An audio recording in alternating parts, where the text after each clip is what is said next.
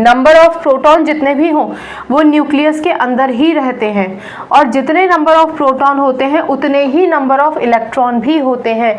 जब तक कोई एटम इलेक्ट्रॉन को लेता नहीं है, देता नहीं है या शेयर नहीं करता स्टेबिलिटी की चाहत में, तब तक number of proton number of electron के बराबर ही होते हैं।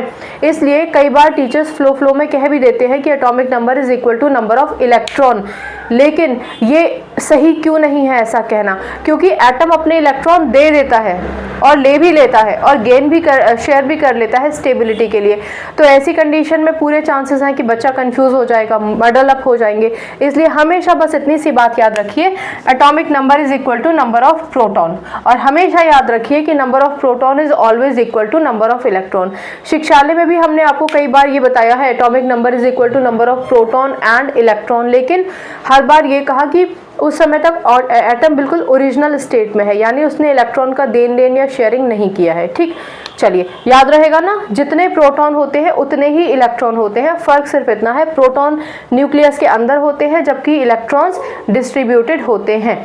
ठीक, चलिए, और एटॉमिक नंबर में न्यूट्रॉन का कोई लेना देना नहीं होता। तो ये एनसीईआरटी का एक छोटा सा क्वेश्चन था।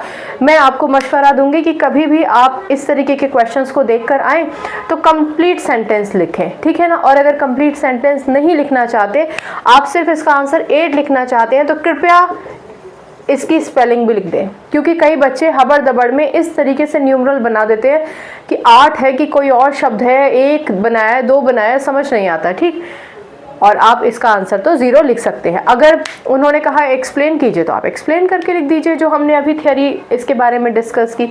एक्सप्लेनेशन नहीं पूछा तो डायरेक्टली आंसर लिख लीजिए। ठीक है, छोटा सा क्वेश्चन था। ऐसे 3-4 क्वेश्चन आज हम और डिस्कस करेंगे। अगली बार मिलने तक अपना ख्याल रखिए। केमिस्ट्री से अपनी केमिस्ट्री अच्छी बनाइए, शिक्षा ले आइए। नमस्कार।